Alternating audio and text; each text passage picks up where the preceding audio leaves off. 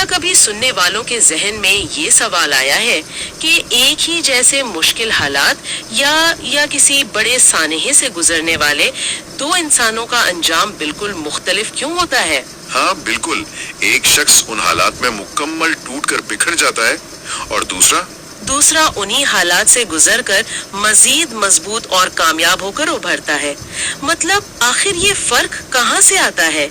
आज के इस गहरे जायजे में हम एक सदी पुराने फलसफे पर बात करने जा रहे हैं जो ये दावा करता है कि इंसान के हालात उसकी तकदीर नहीं बल्कि उसके अपने जहन का आईना होते हैं। बिल्कुल ठीक कहा, और इसीलिए आज हम जेम्स एलन की शोराए आफाक और शाहकार किताब as a man think it का तफसीली जायजा ले रहे हैं। ये किताब वाकई इंसानी जिंदगी में सोच की ताकत को एक बेमिसाल अंदाज में उजागर करती है। बिल्कुल, और ये वाज़ेह कर दूं कि आज हम इस गुफ्तगू का पहला हिस्सा पेश कर रहे हैं। इस पहले हिस्से में हम किताब के दो बुनियादी चैप्टर्स पर बात करेंगे। पहला है थॉट एंड कैरेक्टर यानी सोच और किरदार, और दूसरा है effect of thought on circumstances यानी हालात पर सोच का असर। तो चलिए सीधे इस दिलचस्प मौजू की गहराई में उतरते हैं। जरूर। देखें, किताब की शुरुआत ही एक बहुत ही भारी और सीधे दावे से होती है कि इंसान बिल्कुल वही है जो वो सोचता है। हाँ, और ये बात सुनने में तो बहुत पुरकशिश और मुतासर कुन लगती है, लेकिन मुझे यहाँ थोड़ी सी उलझन हो रही है। मैं सोच रही थी कि क्या ये बात बहुत ज्यादा सादा नहीं हो गई? मेरा मतलब है, क्या महज अच्छा सोच लेने से कोई इंसान अच्छा बन जाता है? ये उलझन बिल्कुल बजा है, और अक्सर लोग इस किताब को पढ़ते हुए बिल्कुल यही सोचते हैं। सतही तौर पर देखने में वाकई ऐसा लगता है कि शायद ये महज कुछ दिलफरेब अल्फाज हैं या कोई जादुई फार्मूला है, लेकिन जब हम इस दावे की गहराई में जाते हैं ना, तो किताब का असल फलसफा वाज़ेह होता है। तो असल फलसफा क्या है फिर? देखिए, मुसन्निफ का मतलब ये हरगिज नहीं है कि अगर कोई शख्स बस आराम से बैठकर पैसे या कामयाबी के बारे में सोचता रहे तो वो सब कुछ उसे मिल जाएगा।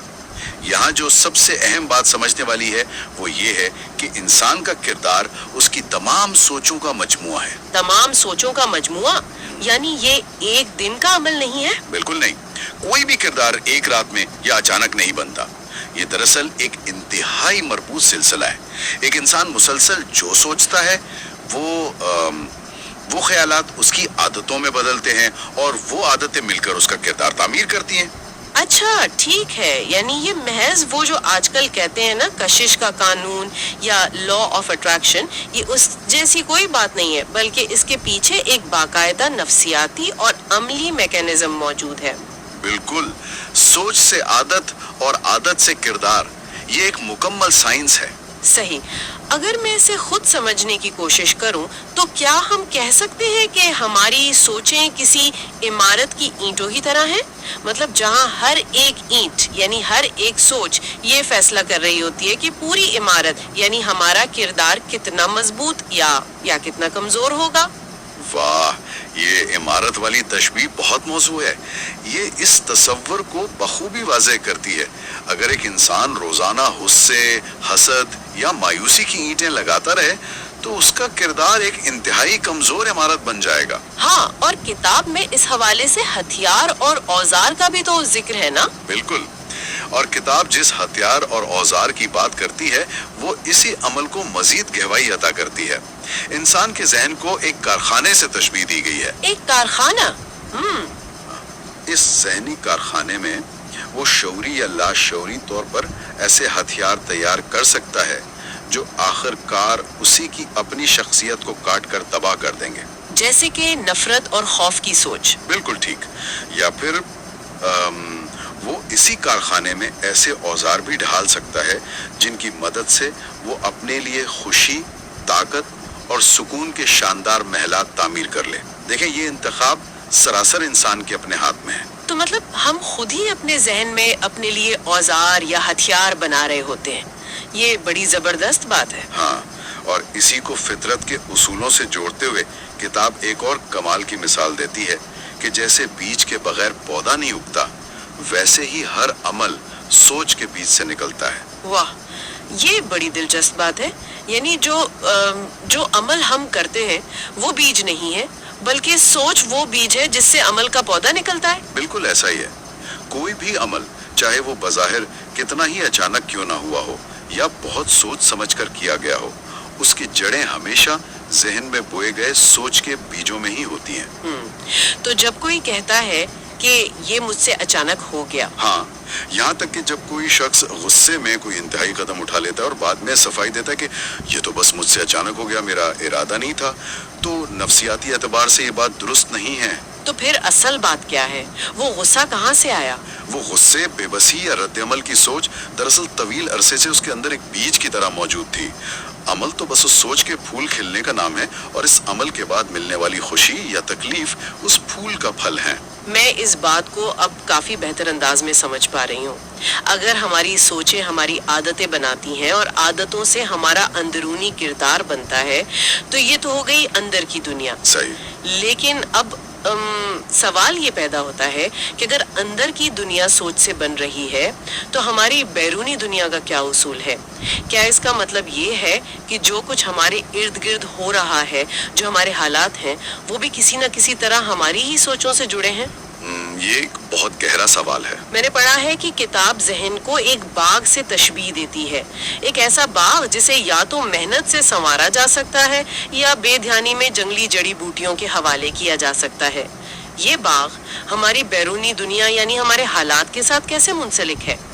देखें, यहाँ इस किताब का वो नजरिया सामने आता है जो बेवक्त हैरान कुन भी है और बहुत से लोगों के लिए उसे तस्लीम करना थोड़ा मुश्किल भी होता है।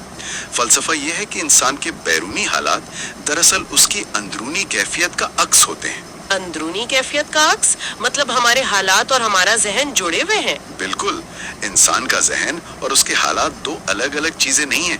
हम अपने अंदर जिस तरह के ख्यालात मुसलसल पाल रहे होते हैं ना, हमारी बैरूनी दुनिया, हमारे रोजमर्रा के हालात और हमारी जिंदगी का म्यार आहिस्ता आहिस्ता उसी सांचे में ढलना शुरू हो जाता है। मुसन्निफ कहता है कि इंसान कभी भी वो हासिल नहीं करता जो वो चाहता है, बल्कि वो हमेशा वो ही हासिल करता है जो वो अंदर से होता है। अच्छा, मुझे यहाँ थोड़ा सा इख्तिलाफ करना पड़ेगा, क्योंकि ये बात सुनकर बहुत से लोगों को शदीद उलझन और शायद गुस्सा भी आ सकता है। हाँ, मैं समझ सकता हूँ। बताइए क्या उलझन है? अगर हम ये मान लें कि हालात इंसान की अपनी सोच का अक्स है, तो उन लोगों के बारे में क्या ख्याल है जो शदीद गुर्बत में फंसे हैं या किसी बड़ी और जानलेवा मुश्किल का शिकार है? क्या हम ये कह रहे हैं कि एक शख्स की गुर्बत या उस पर होने वाला जुल्म उसका अपना ही कसूर है? ये वाकई एक बहुत हसास नुक्ता है। जी बिल्कुल। मतलब क्या तकदीर, माशरे की नाइंसाफी या दीगर बैरूनी अनासिर का इसमें कोई किरदार नहीं? ये तसव्वुर तो बज़ाहिर ऐसा लगता है जैसे हम मजलूम को ही मौरिद इल्जाम ठहरा रहे हों। ये एक इंतहाई अहम और जायज सवाल है और इस फलसफे को समझते हुए अक्सर सबसे बड़ी उलझन यही पैदा होती है। लेकिन देखें, किताब इस नुक्ते को निहायत बारीक बीनी से हल करती है। मुसन्निफ का सबसे ताकतवर और मैं कहूँगा चैलेंज करने वाला फलसफा ये है कि हालात इंसान को बनाते नहीं, बल्कि उसे उसकी असल हकीकत दिखाते हैं। हालात इंसान को बनाते नहीं, बल्कि उसकी हकीकत दिखाते हैं। इसका क्या मतलब हुआ? इसे यूं समझें कि हालात दरअसल एक आईना है। कोई भी इंसान बैरूनी दबाव की वजह से अचानक कोई जुर्म नहीं करता। वो मुजरिमाना सोच उसके दिल में अरसे से खुफिया तौर पर परवरिश पा रही होती है। अच्छा, यानी जब कोई मौका मिलता है तब वो बाहर आती है? बिल्कुल। जब कोई खास मौका या हालात आते हैं तो वो सिर्फ उस छुपी हुई सोच को जाहिर करने का जरिया बनते हैं।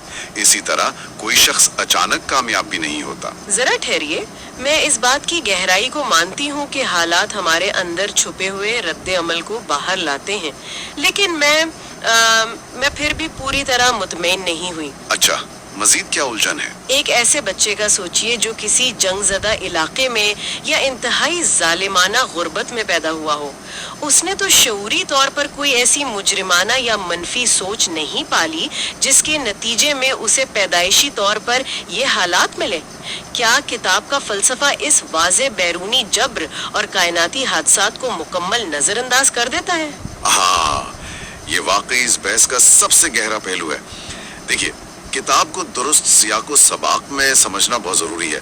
मुसन्निफ बुनियादी तौर पर उन हालात पर तवज्जो मरकूज करता है जिन्हें एक बालिग और बाशऊर इंसान अपनी जिंदगी के दौरान अपनी आदत और अफआल के जरिए तश्कील देता है। यानी वो पैदाइशी हालात की बात नहीं कर रहा? बिल्कुल नहीं। किताब पैदाइशी हालात, जिनियात या उन कायनाती हादसात की तौजीह पेश नहीं करती जिन पर इंसान का कोई बस नहीं है, बल्कि उसका दायराकार वो इंसान है जो एक खास नुक्ते से अपनी शऊरी जिंदगी का सफर शुरू करता है। तो मुसन्निफ का असल पैगाम इन हालात से आगे बढ़ने के हवाले से है। जी हाँ, मुसन्निफ ये कह रहा है कि आप जिंदगी में जहाँ से भी शुरू करें, आपकी सोच का मुसलसल अमल बल आखिर आपके हालात का रुख और आपकी मंजिल तय करेगा। ओह, अब बात समझ में आ रही है। हाँ, अगर हम इन शदीद हालात पर भी यही उसूल लागू करें तो इसका मतलब ये है कि हम अपने शुरुआती हालात के कैदी नहीं हैं। अगर कोई गुर्बत में पैदा हुआ है तो वो एक मौजूई हकीकत है, लेकिन अगर वो मुस्तकिल यही सोचता रहे कि वो बेबस है, वो एक मजलूम है और कुछ नहीं कर सकता, तो वो सोच उसे हमेशा उसी गुर्बत में कैद रखेगी।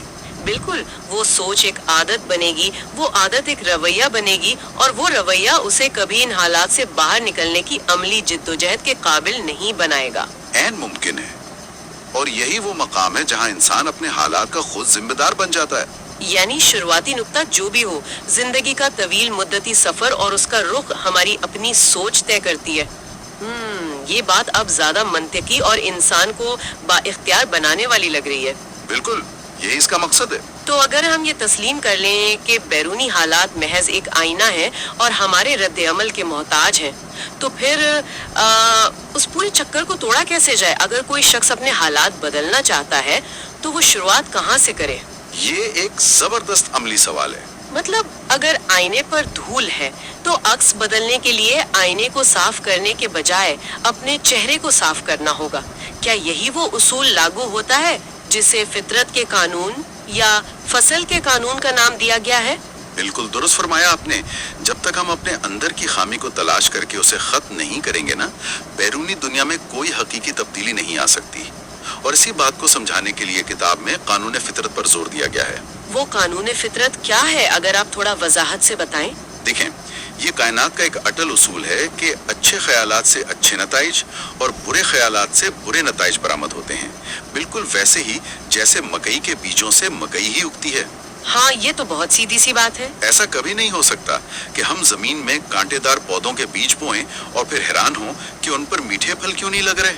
कुदरती दुनिया में या खेती बाड़ी में इंसान इस उसूल को बखूबी जानता है और उसके खिलाफ नहीं जाता। बिल्कुल, वहाँ तो कोई ये बेवकूफ़ी नहीं करता। लेकिन अपनी ज़हनी और रूहानी दुनिया में इंसान अक्सर इस उसूल को नज़रअंदाज कर देता है और तवक्को करता है कि वो मनफी सोचों के साथ मुस्बत जिंदगी गुजार लेगा, और इसी वजह से इंसान उलझन का शिकार रहता है और शिकवा करता है। मुझे याद आया, किताब में इसकी कमाल की मिसाल दी गई है एक गरीब इंसान की। जी, वो बड़ी दिलचस्प मिसाल है। Introducing Mashriq Neo, 5 मिनट में bank account opening. Download Mashriq Pakistan mobile. बड़ी दिलचस्प मिसाल है। वो शख्स अपने गरीबाना माहौल और घर के हालात से बहुत परेशान है। वो उन्हें दिल से बदलना भी चाहता है, लेकिन दूसरी तरफ वो काम से भी जी चुराता है, मेहनत नहीं करना चाहता और ये भी समझता है कि अपने मालिक को धोखा देना उसका हक है क्योंकि वो मजबूर है। बिल्कुल, वो शॉर्टकट्स ढूंढता है। हाँ, ये शख्स बज़ाहिर तो हालात के खिलाफ भरपूर जंग कर रहा है, लेकिन जो इसके हालात की असल वजह है, यानी उसकी कामचोरी, बेईमानी और मनफी सोच, उसने अपने दिल में पूरी हिफाजत से पाला हुआ है। ये तो वही बात हुई ना कि 2 + 2 को 5 बनाने की जिद की जाए। हाँ, वाकई ये मिसाल इंसानी रवैयों के उस तजाद को बेहतरीन अंदाज में बयान करती है जहाँ इंसान की ख्वाहिश और उसके अमल में कोई हम आहंगी नहीं होती। लेकिन इस बहस का एक और पहलू भी है जो थोड़ा सा पेचीदा है और अक्सर लोगों को सबसे ज्यादा कंफ्यूज करता है। वो क्या पहलू है? हम आम जिंदगी में अक्सर लोगों को ये शिकायत करते सुनते हैं कि देखो, फलां शख्स बहुत ईमानदार हैं मगर शदीद माशी या जहनी तकलीफ में है, जबकि दूसरी तरफ फलां शख्स इंतहाई बेईमान और बददियानत है लेकिन वो मजे कर रहे और कामयाब है।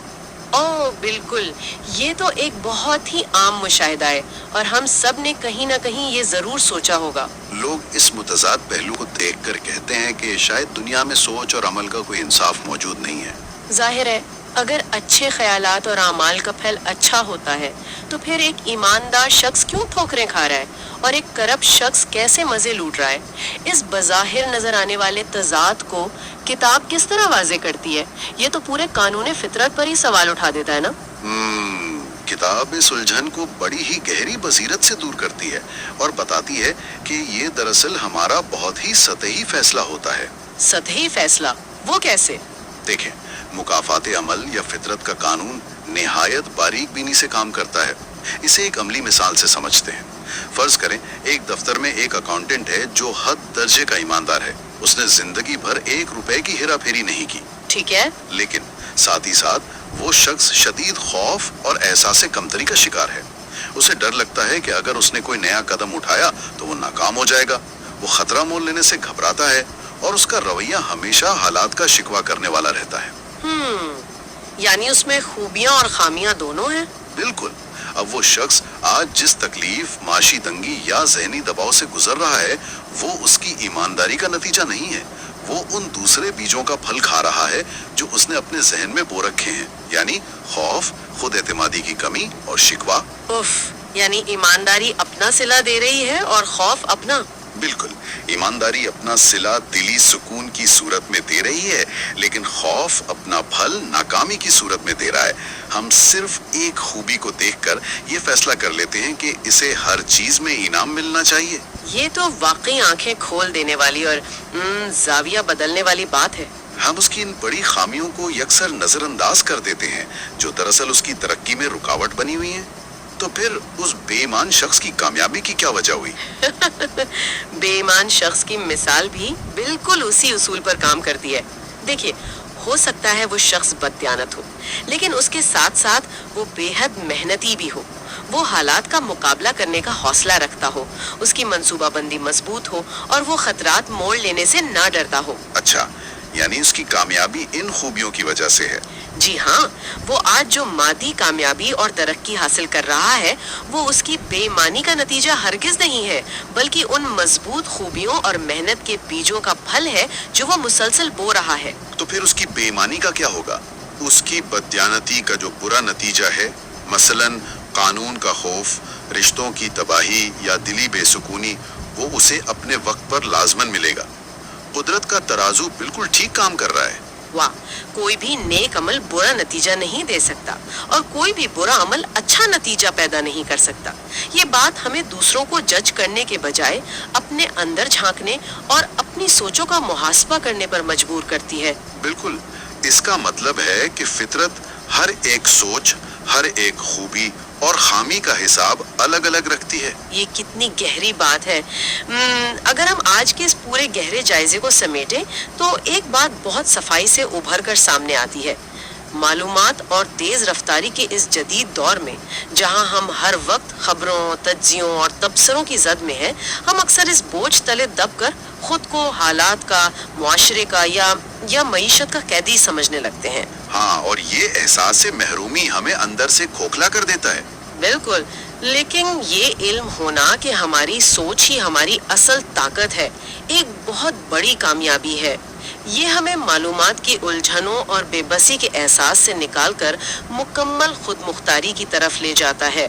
بے شک، جب ہم یہ جان لیتے ہیں کہ ہمارے کردار کا ہر پہلو اور ہماری زندگی کا ہر واقعہ کسی نہ کسی طرح ہماری اپنی سوچوں کے انتخاب سے جڑا ہے، تو پھر ہم بیرونی دنیا اور حالات سے لڑنے کے بجائے اپنے اندر کی دنیا کو، اپنے ذہن کے باغ کو سنوارنے پر محنت شروع کر دیتے ہیں۔ بالکل، اور یہی اس کتاب کا اصل پیغام اور سب سے بڑی طاقت ہے کہ ہم اپنی اصلاح خود کر سکتے ہیں۔